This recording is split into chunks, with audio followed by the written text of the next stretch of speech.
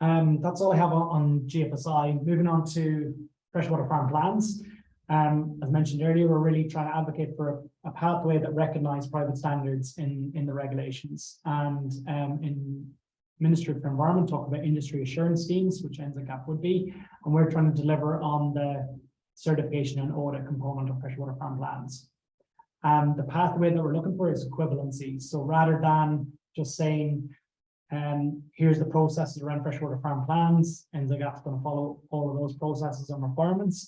It's more that we get equivalence of the whole system, which is the audits, the standards, the rules, and it's more of a reporting function around here's all the growers that are registered, here's all the growers that have met the requirements. And that's similar to what we've got in places like Gisborne and ECAN and what we've got under the Food Act. So the plan is to have national central government recognition under MFE and providing regional context. So we've already got regional guidelines for NZGAP, but there will be some additional components there like the catchment context, which will be required for freshwater farm plans. The other thing that we're seeking is a transition process and timeline for those that are already doing things. So if you've got NZGAP or Global Gap, even without any farm environment plan or any add-ons, you've already got a basic freshwater farm plan in your system because you've got a nutrient plan, you've got an irrigation plan, but it's not going to meet the expectations. If you've got the EMS add-on, then you're closer to what freshwater farm plans are asking for.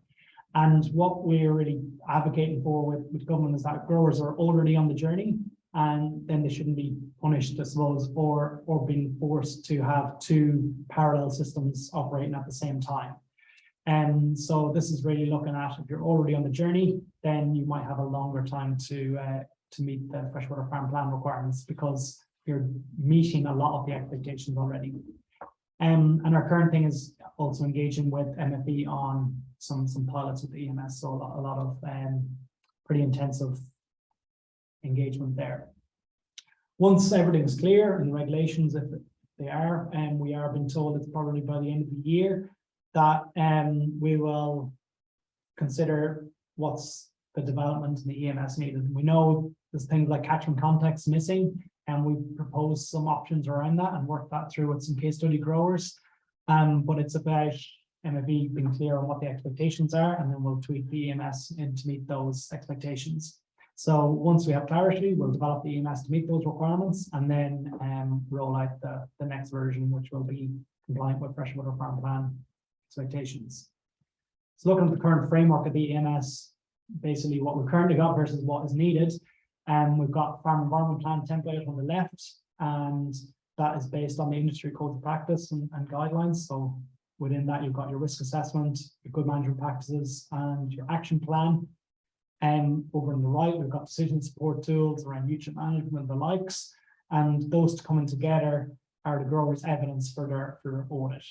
And the scheme rules provide the requirements to become certified and the sanctions if any issues are found. So and the reporting requirements to regulators, etc. So that's our current farm environment plan system. And we look at what's missing. Catchment context is one component, and that's really about what's the current water quality in your catchments. We're looking at environmental data from the councils and pulling that together and saying, okay, you're in your region, nutrients are an issue in the waterways, or sediment is an issue in the waterways. And as a result, that's based on the issues in that catchment, you'll be able to focus your priorities in your farm plan to optimize your system. But then collectively, if everyone's focusing on those areas, let's say it's nutrients, then at a catchment level, we'll see improvements. The other thing that's been developed at the moment is called a risk index tool, and that's a government initiative on trying to provide some clarity on expectations and a decision support tool for farmers and growers. Overseer, as you may be aware, we went through a bit of a review last year, and the government had a look at it and said that the number couldn't be relied on. And this is something that NZ and NZGAP have been talking about for a long number of years, especially for the complexity of the likes of a vegetable production. And and rather than focusing on the number, focus on the practices and the direction of travel. So that's essentially what has happened.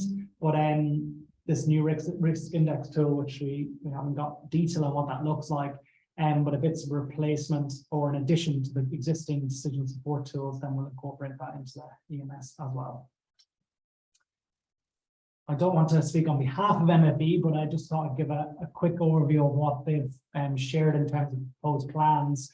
So they're currently drafting regulations. So we haven't seen them, but we are engaging on a lot of the elements of them. So hopefully informing good policy design that enables an equivalency pathway. But what's been suggested is that regulations will be finalized by the end of the year and start to implement from the start of 2023. They're proposing a phased rollout, so 3 regions at a time, all the way through to 2025, when all regions will essentially be meeting the requirements. So it's quite significant, and we are raising concerns with MFE that policy development is one part of it, but developing the competence and capability in the system to deliver it is another thing. So we don't want expectations to be too high or setting standards that can't be met.